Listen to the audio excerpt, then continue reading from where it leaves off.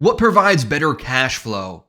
Real estate or decentralized finance? In this video, I'm going to break down my results between investing in multifamily properties and investing in liquidity pools. And I'm going to show you exactly how much I made, where the challenges were, and which one I think is best. All right, so let's take a look at my best performing property. There was a time I had 5 units. I thought I was going to go like the Grant Cardone route and buy thousands of units.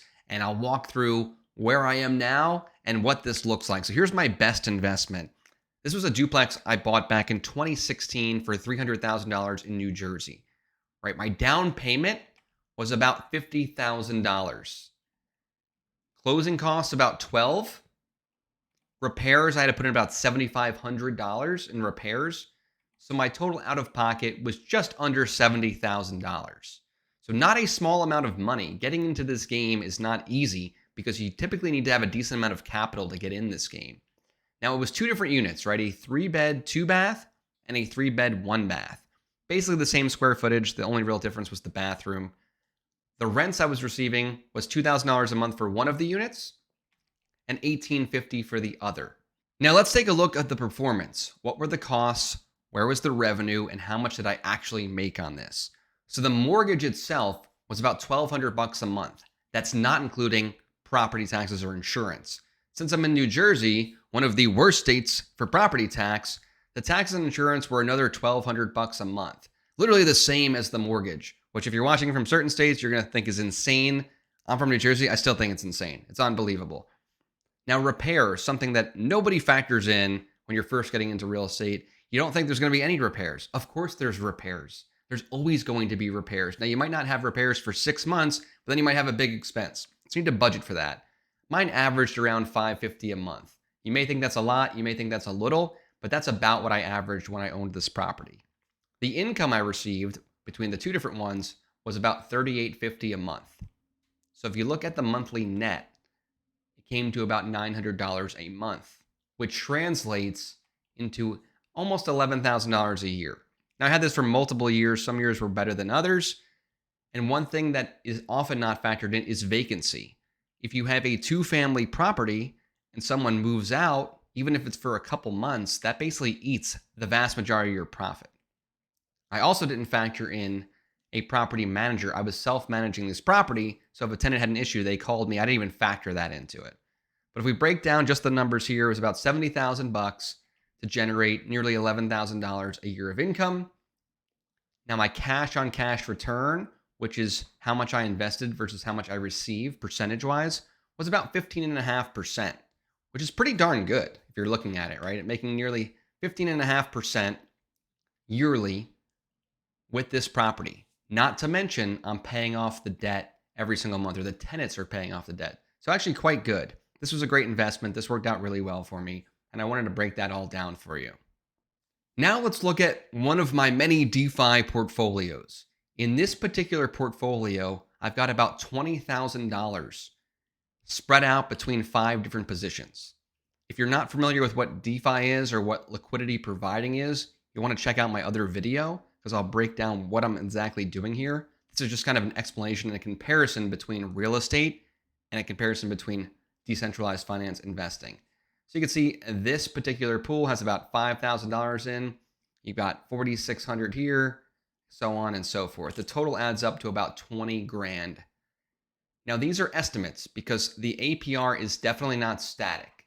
It's going to change based on the volume that goes through these pools. So just from a high level, what's happening is I'm providing liquidity so that when somebody needs to switch between Arrow token, for example, and Coinbase Bitcoin, a derivative of Bitcoin, they're paying a 0.3% fee. And a tiny bit of that fee is going to me because I'm helping provide assets. I'm providing a service here. If me and the other people in this pool didn't put our assets in, they would not be able to make this transaction. So I'm actually providing a service. I'm basically Visa or MasterCard in this particular scenario, right? I'm the middleman for the financial transaction. Now, as you can see, this is earning approximately $175 a day, right, at the time of this recording. Weekly, that's nearly $1,200 a week, which is more than I was making monthly. More than I was making monthly in the multifamily game. Monthly, this is over $5,000 a month, and yearly, over $64,000, right? The cash on cash return is basically this number here, right? Because it's with real estate, you're using leveraged money. In this case, we're not really doing that. So we're literally getting 316%. Now, this number fluctuates. You may look at this and say, why would anyone do multifamily real estate? Well, that's how I feel at this point, knowing what I know. However, there are plenty of risks to this specific type of investing. And I want to show you the pros and cons of real estate versus decentralized finance. Let me show that to you here. So let's break down the advantages and disadvantages between the two.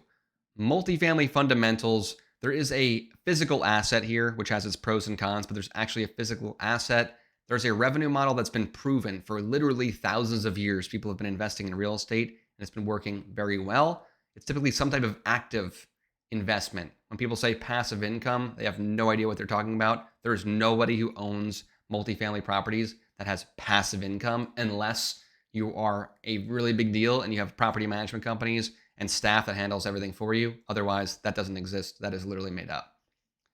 The advantages, again, it's a tangible asset.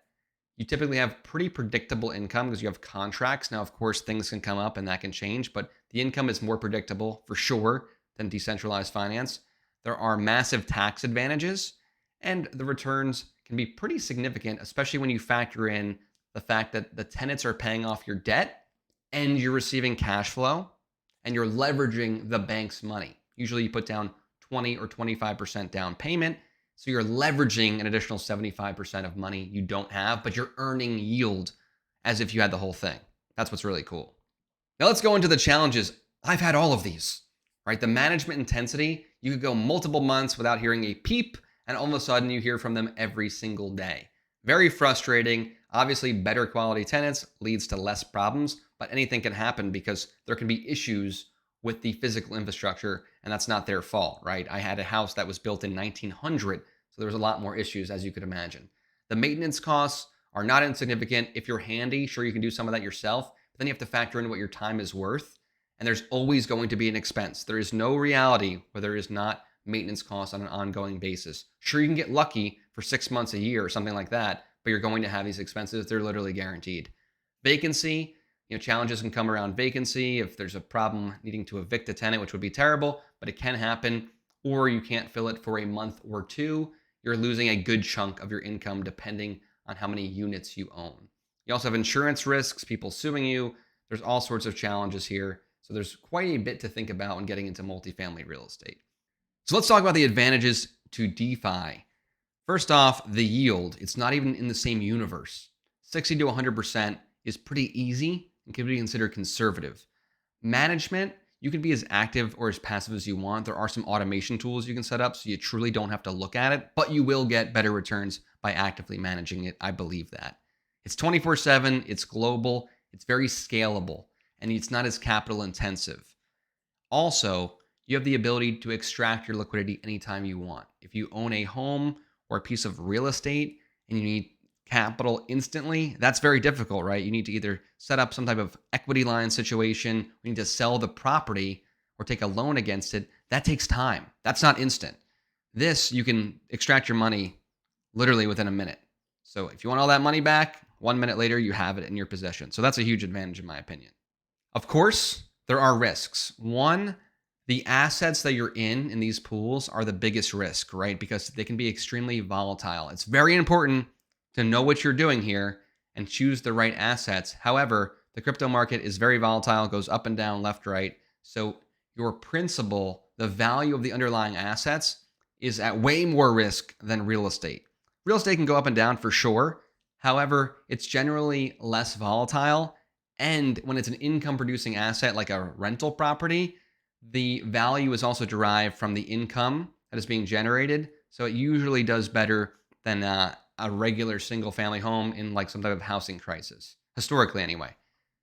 Technical complexity. This is not something that a regular consumer can just press a button on like Charles Schwab or Robinhood and do. It's much harder than that. It takes a good degree of skill and understanding, learning a whole kind of new language and terminology. So this is not a consumer-facing product. You need somebody to teach this to you, or you need to spend time learning. Regulatory uncertainty. I think there's less issues here now that the new administration, at least at the time of this recording, has really embraced crypto, but there is an unknown there. So that's important to think about as well. So to just kind of break it down step by step, the returns, the advantage is definitely to DeFi. Management time, I would argue, is to DeFi. Volatility, the advantage is to real estate. Scalability, it goes to DeFi. Regulatory risk, the advantage goes to real estate. And liquidity, the advantage goes to DeFi. I figured I'd make this quick chart just to show you the difference between the two, and hopefully this is helpful for you. So there you have it, multifamily versus decentralized finance. In my personal opinion, DeFi is the way of the future. I'm a big believer in it long term. Now, I do understand there's risks here, absolutely. But to me personally, the rewards far outweigh the risks. I have since sold off all of my multifamily properties. The only house I own is the one I live in. I do not plan to buy any more. All of my time, all of my focus, all of my energy goes into crypto and decentralized finance. I think we are at the tip of the iceberg. We are in the first inning here. The train has not left the station, unlike what people tell you, and I want to be positioned in a spot that gives me the advantage. I have other videos you can check out with longer breakdowns of how this actually works, or if you're ready to get a jump start, make sure to go to blockchainboardroom.com and check out our DeFi Executive Accelerator program, where we can help you and take you step by step to creating your own DeFi portfolio for yourself or your business. We typically only work with business owners or leaders. That's kind of our niche. And some of the people in our program are worth literally hundreds of millions of dollars. We've got a really great group of people. If that's interesting for you, head to the website now. Otherwise, don't forget to like and subscribe. I'm going to put out as much valuable content on this topic as I possibly can. I hope to see you in the next video.